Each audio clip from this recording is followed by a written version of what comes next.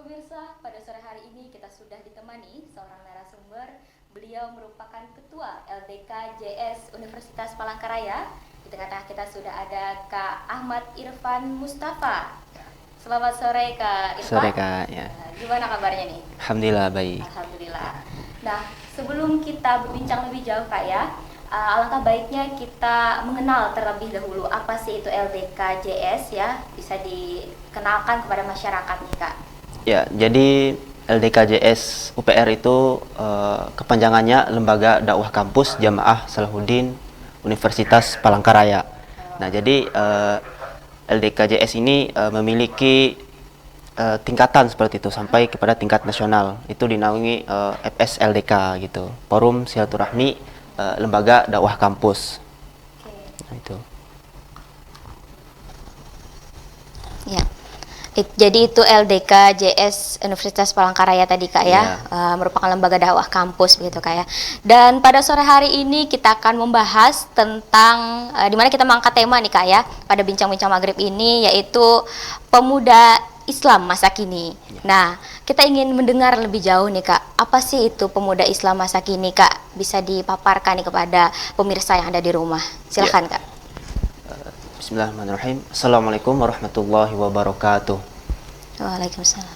Alhamdulillah rabbil alamin wa bihi nasta'inu ala umuri dunya waddin. Wassalatu wassalamu ala Rasulillah, amma ba'du. Rabbi shrahli sadri wa yassirli amri wahlul 'uqdatam min lisani yafqahu qawli. Pemirsa Jurnal TV yang dirahmati oleh Allah Subhanahu wa taala, alhamdulillah saya di sini dapat membersamai pemirsa Jurnal TV.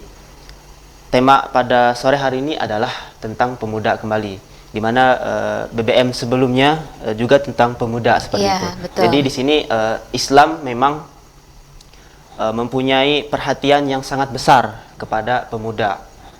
Nah, di mana pemuda inilah yang nantinya akan menjadi pemimpin-pemimpin di masa yang akan datang. Dan juga pemuda inilah yang akan mewarisi tugas-tugas mulia oleh para pendahulu seperti itu. Maka daripada itu banyak dalam Al-Quran dan juga hadis yang memaparkan tentang pemuda. Salah satunya adalah surah Al-Kahfi, di mana di dalamnya tentang golongan pemuda yang taat kepada Allah Subhanahu wa taala seperti itu. Nah, kemudian pemuda ini diceritakan dalam Al-Quran tersebut bahwa pada zamannya pemimpinnya itu zalim. Nah, raja seperti itu. Lalu raja itu menyuruh rakyatnya untuk menyembah patung. Nah, namun ketujuh pemuda ini, tujuh pemuda ya, tidak mau mengikuti anjuran tersebut. Nah, maka sanksinya adalah dibunuh. Nah, maka daripada itu tujuh pemuda ini rela mengorbankan keluarganya, meninggalkan keluarganya, kemudian teman kerabatnya, juga kampung halamannya seperti itu.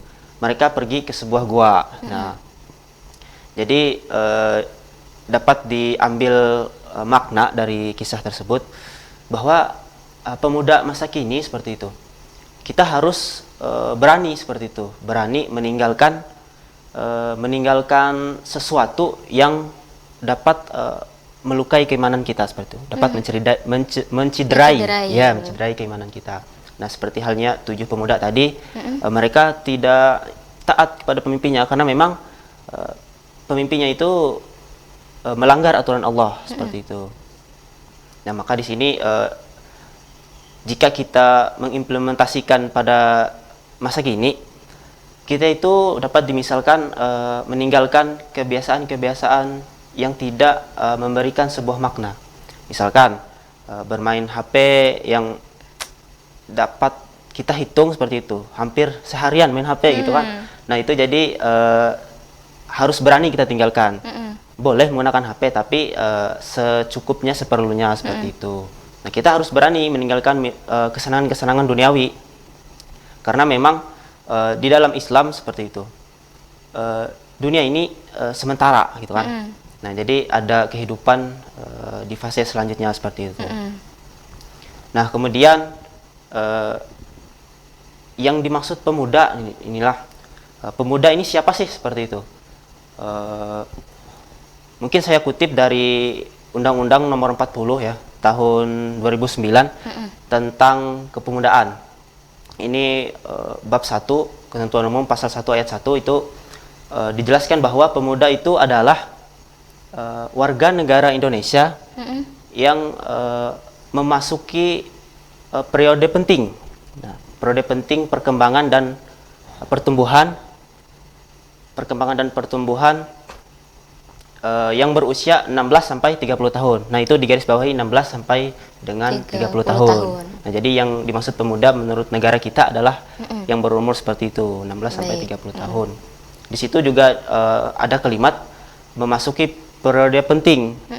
Nah, jadi memang pemerintah juga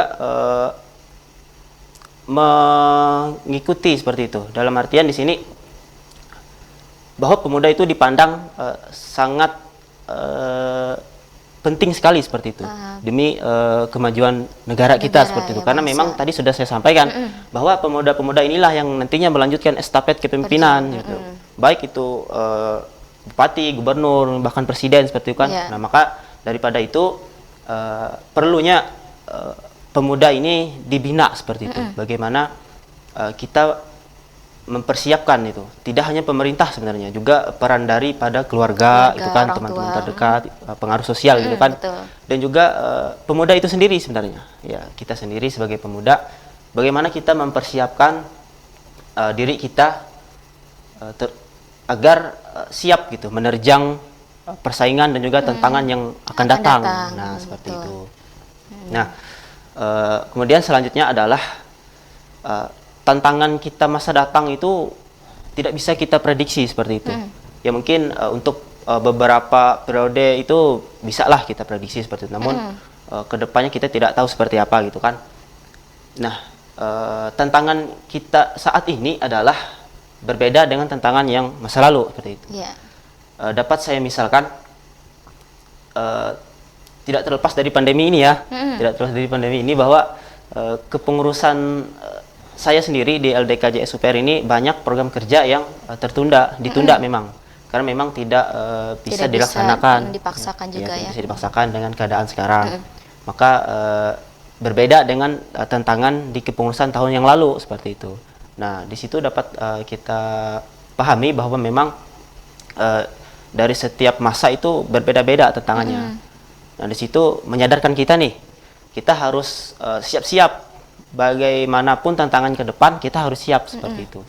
Nah, tadi sudah saya sampaikan bahwa tidak hanya peran pemerintah, juga peran keluarga. Bagaimana keluarga ini mendidik anaknya dari kecil kan sampai kepada dia beranjak dewasa seperti itu. Ya, kemudian Allah Subhanahu wa taala mengatakan di surah Al-Kahfi tadi ya, 7 golongan pemuda ini. Kemudian oleh Rasulullah SAW dikatakan bahwa ada 7 golongan. Ada 7 golongan yang mana di suatu hari itu tidak ada naungan lain selain daripada naungan Allah Subhanahu wa taala. Nah, 7 golongan ini akan mendapatkan naungan, salah satunya adalah pemuda yang tumbuhnya taat kepada Allah Subhanahu wa taala. Nah, jadi sejak kecil dia dipahamkan tentang agama gitu kan. Kemudian dia dididik, kemudian taat kepada Allah Subhanahu wa taala. Nah, itu insyaallah akan mendapatkan naungan di suatu hari kelak, di mana tidak ada naungan lain nih. Nah, seperti itu. Maka masa muda kita nih kita pergunakan sebaik-baik mungkin seperti itu. Jangan sampai masa muda kita berlalu seperti itu saja gitu. Karena tidak akan mungkin kita berulang ke masa muda lagi gitu kan. Nah, jadi banyak sudah tetuha-tetuha kita gitu kan yang sudah memberikan wejangan kepada kita gitu. Mungkin kita semua sudah tahu gitu kan bagaimana pengalaman tetuha ini menjalani masa mudanya agar sampai jadi pelajaran. Iya, jadi pelajaran gitu kan. Nah, kepada anak cucunya. Jadi agar tidak terulang lagi kesalahan yang sama gitu. Nah, seperti itu. Ya, mungkin itu Kak terkait dengan pemuda Islam masa kini gitu ya. Lalu bagaimana kalau kita melihat kan, kalau kemarin tuh kan ada berbincang terkait dengan pemuda yang bernama Uwais Al-Qarni ya, yang memang hormat kepada ibunya, kemudian memang berbakti seperti itu ya. Tapi kita melihat sekarang ini kan Kak ya, kalau tadi ada disinggung terkait dengan anak muda yang memang cenderung kita tidak bisa memungkiri juga gitu kan, sekarang ini sudah zamannya serba teknologi seperti itu. Ya pastilah main handphone dan lain sebagainya itu kan kayak kebutuhan lah sekarang ini gitu ya. Lalu bagaimana Kakak sendiri gitu ya memandang anak muda yang sekarang yang memang seolah-olah kehidupannya itu lebih dalam sosial media seperti itu, kemudian juga dengan teknologi-teknologi yang ada, sampai ketika orang tua mungkin juga minta tolong begitu ya, tapi tidak dihiraukan karena asik tadi dengan kesenangannya dengan dunia sosial medianya tadi, dengan teknologi yang ada seperti itu. Bagaimana Kakak memandang pemuda Islam khususnya yang memang terlarut-larut dengan teknologi seperti itu? Ya, jadi memang perlu digarisbawahi kata saya tadi ya, karena sekarang ini orang banyak mencari nafkah itu lewat teknologi sekarang, YouTuber gitu kan. Nah, jadi saya tidak menyalahkan teknologi seperti itu, karena memang itu adalah kebutuhan kita. Nah, namun di sini bagi pemuda Islam gitu, yang sampai lupa dengan waktu gitu, bahkan ketika azan berkumandang dia masih asik dengan HP gitu kan, dan itu tidak menghasilkan apa-apa gitu. Maksudnya tidak ada pekerjaan yang memang dibutuhkan gitu. Hanya misalkan scroll Instagram gitu kan. Nah, itu kan jika memang sampai melupakan kepada Allah, maka itu tidak baik seperti itu. Ya. Lalu bagaimana Kakak menyikapi begitu ya tantangan-tantangan yang kita hadapi saat ini khususnya bagi pemuda, Kak? Ya. Tantangan saat ini adalah berat sekali seperti itu ya, karena memang saya sendiri juga merasakan bagaimana tantangan saat ini itu terlalu memberatkan kita gitu. Dalam artian di sini saya rasa bahwa tidak ada kesadaran. Nah, jadi untuk melawan tantangan ini seperti itu, kita harus sadar seperti itu, bahwa kita tidak boleh terbuai dengan kenyamanan dunia seperti itu, karena juga disampaikan oleh para alim ulama gitu. Jika hati ini diisi dengan hal duniawi gitu, lalu bagaimana kita dengan Allah Subhanahu Wa Taala gitu, maka sangat susah gitu untuk misal ditegur gitu kan. Makanya tadi ketika diminta tolong oleh orang tua, dia menolak gitu kan. Nah, kemudian asik sendiri main handphone gitu. Nah, itu kan hatinya itu sudah tertutupi itu oleh teknologi. Nah, jadi di sini kita harus semua menyadari bagaimana pengaruh negatif dari teknologi kepada kita gitu. Lalu bagaimana Kak, kira-kira kiat yang seperti apa sih yang bisa menyadarkan nih pemuda saat ini bahwasanya memang tujuan kita di dunia ini adalah untuk beribadah begitu kan kepada Allah Ta'ala begitu. Tapi masih banyak yang tidak menyadari hal yang seperti itu begitu. Pemuda masa kini lah seperti itu. Iya. Ya, alhamdulillah ya, teknologi sekarang juga kiat-kiatnya juga nih men-share kebaikan gitu kan. Nah, jadi di LDKJS UPR sendiri nih punya akun Instagram, silahkan nanti bisa di-follow gitu ya, LDKJS_UPR itu insya Allah men-share tentang kebaikan-kebaikan. Nah, jadi di situ kan ketika di-follow itu kan nanti muncul notifnya tuh. Nah, jadi bisa sebagai kiat kita, sebagai usaha kita lah gitu, untuk menyadarkan, saling mengingatkan seperti itu. Nah, juga ada sekarang membentuk kayak seperti semacam organisasi juga sih. Jadi kan kayak kelembagaan juga gitu. Nah, di mana itu juga tentang pemuda seperti itu. Bagaimana di situ untuk saling berkolaborasi gitu kan, untuk saling mengingatkan tentang kebaikan, di mana kita di sini adalah sebagai khilafah gitu. Ya, pemimpin juga, minimal memimpin diri kita sendiri. Nah, itu. Oke, baiklah. Nah, itu tadi ya Kak ya. Kemudian kalau di LDK JS sendiri Kak ya, tadi kan ada sedikit menyinggung juga ya tentang LDK JS gitu ya.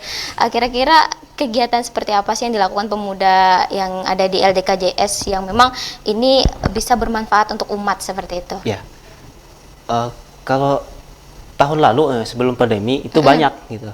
Bahkan ada kegiatan nasional. Iya. Nah, itu dilaksanakan kegiatan nasional.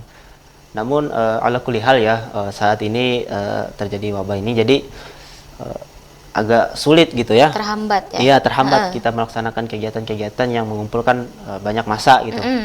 Jadi di sini kami memanfaatkan teknologi. Nah, ini sisi positif teknologi kan, bisa dimanfaatkan. Nah, tadi saya sudah katakan lewat Instagram gitu kan. Dan juga ada Facebook, ada grup WhatsApp gitu yang berisi tentang itu ada kurma namanya, kumpulan risalah Muslim aktual. Nah, itu update itu setiap hari itu di-share gitu. Oke, itu apa itu Kak? Postingan kah atau bagaimana? Iya, Kurma. jadi kan di grup itu sengaja dibuat gitu kan.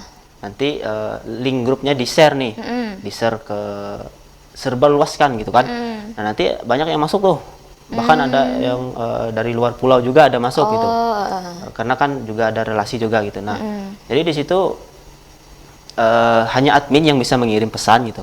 Jadi setiap hari itu dikirim gitu, dikirim risalah-risalah Muslim aktual gitu. Di kurma itu tadi, Iya, grup itu tadi di grup ya. kurma, ya. Seperti itu. Jadi itu grup yang LDK buat seperti itu ya. Iya, grup yang LDK buat. Nah, tapi di dalamnya itu apakah terbagi lagi untuk yang akhwat, ikhwannya begitu? Oh iya, terbagi Kak. Ya, jadi tidak dikelompokkan tidak jadi satu. dikelompokkan ya. Yang ikhwan khusus dan ikhwan, yang akhwat khusus akhwat seperti itu. Biasanya apa saja yang dibahas di situ Kak?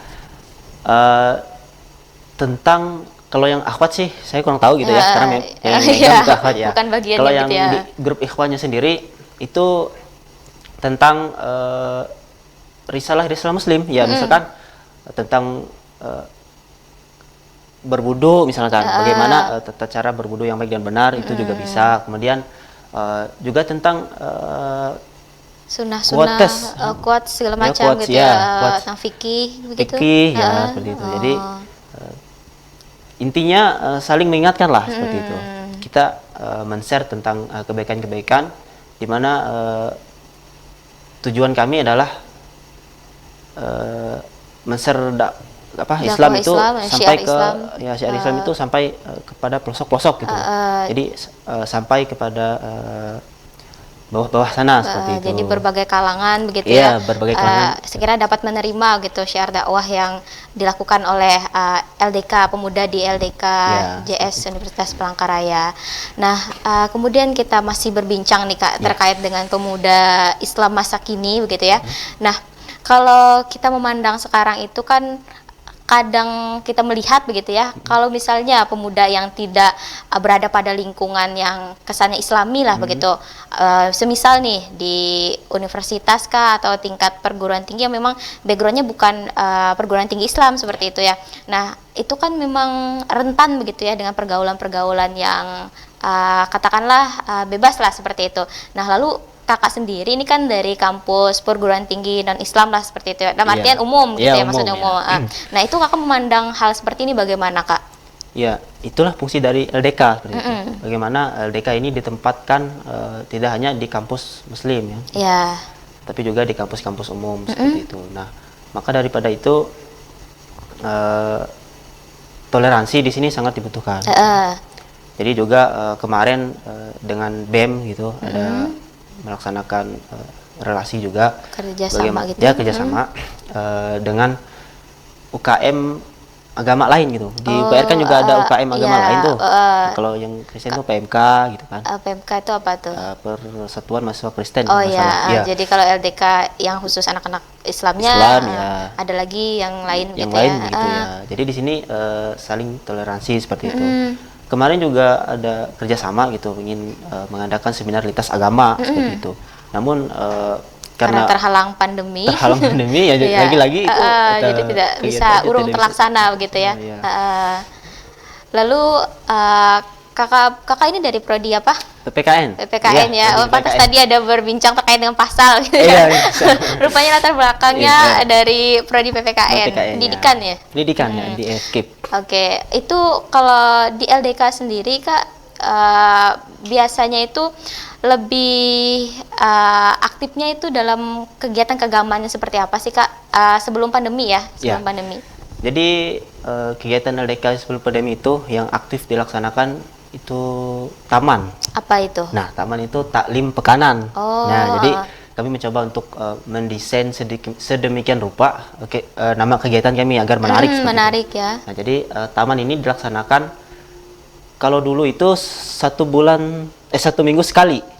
Nah, 1 minggu sekali. Kalau sekarang kami batasi 2 minggu sekali. Oke. Seperti itu. Karena memang banyak kawan-kawan lain juga yang pulang kampung gitu kan, jadi tidak bisa secara maksimal melaksanakan untuk 1 minggu sekali. Nah, Oke. jadi taman itu yang membahas tentang fikih dan lain sebagainya macam halnya, karena kami mengundang ustadz gitu.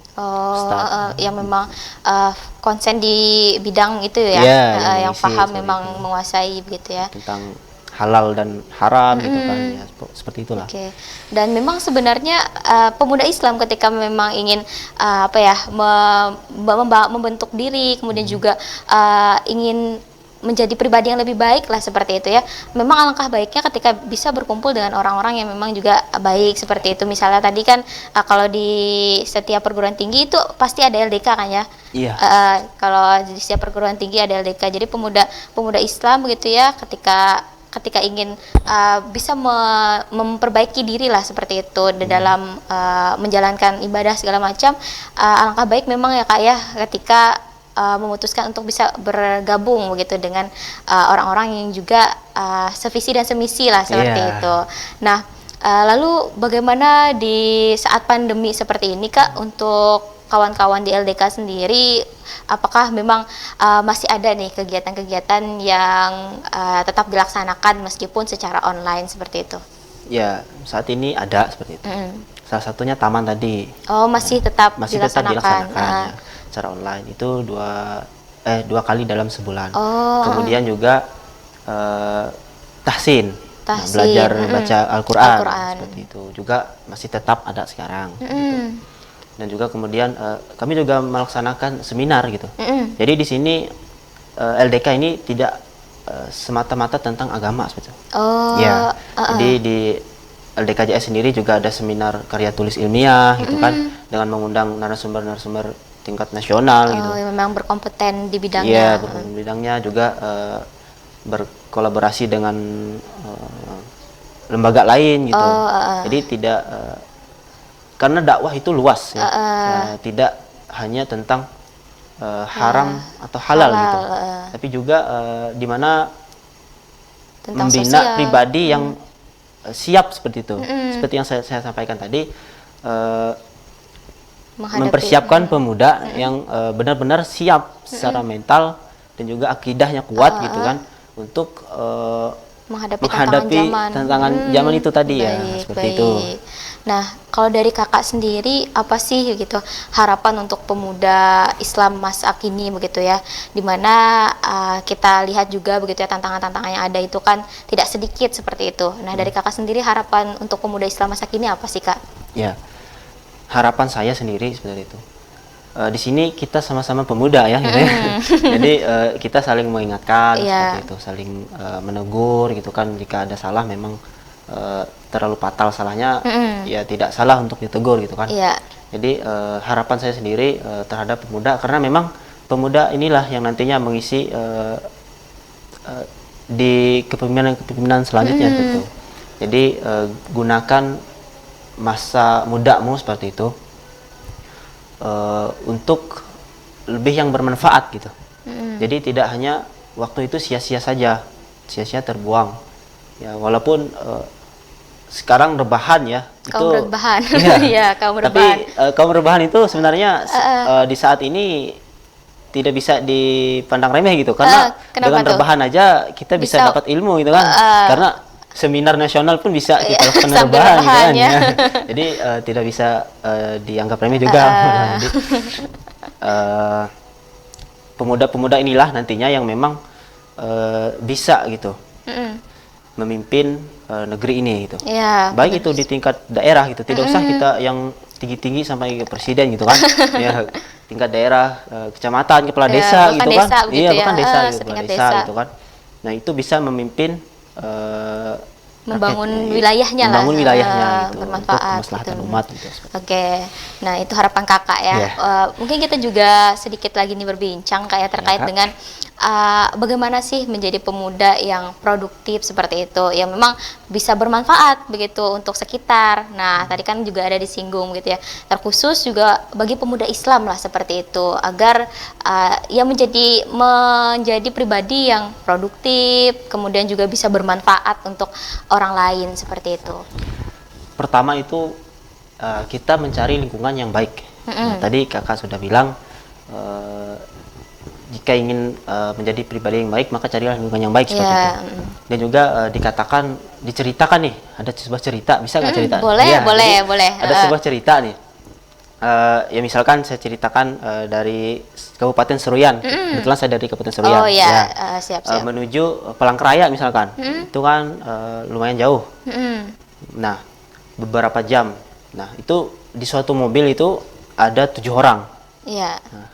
6 orangnya itu tidak sholatnya masih bolong-bolong gitu. Nah, ada 1 orang yang memang dia sholatnya Tepat waktu, waktu, kemudian gitu ya. tidak bolong-bolong gitu kan. Nah, tapi dia ini ikut satu mobil dengan orang-orang yang Yang tadi sholatnya tidak bolong-bolong masih gitu. bolong-bolong, Ya. oke. Nah, ketika di persinggahan itu kan, ketika azan berkumandang gitu, yang 1 orang ini susah gitu. Mm. 1 orang ini susah untuk melaksanakan sholat, misalkan sholat zuhur nih, Iya. ketika di persinggahan, karena dia mengikuti orang-orang yang lainnya itu gitu, karena diajak gitu, karena dari jumlahnya aja Lebih menang banyak. yang itu ya. Nah, Oke.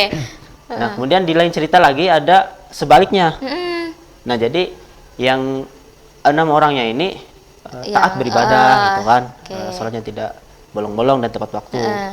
Dan ada 1 orang yang sholatnya itu bolong-bolong gitu. Nah, ketika di persinggahan secara tidak sadar gitu, dia mengikuti ikut teman-temannya orang-orangnya tadi, tadi begitu karena ya. dia tidak bisa berangkat juga tanpa mereka gitu betul, kan. Nah, jadi ketika teman yang 6 orang ini sholat gitu, dia ikut sholat juga gitu, diajak juga gitu. Oke, jadi bagaimana pergaulannya seperti Ya, itu, nah, lingkungannya yang ya, membentuk. kita mencari lingkungan yang baik seperti itu. Oke. Kemudian untuk yang kedua adalah bagaimana kita tidak minder. Nah, ini kita mencari relasi sebanyak-banyak mungkin seperti itu.